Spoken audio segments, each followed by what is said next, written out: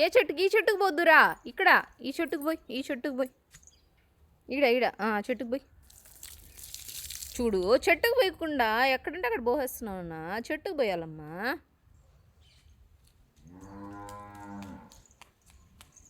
నీట్గా చెట్టులోకి పోయి, సరేనా?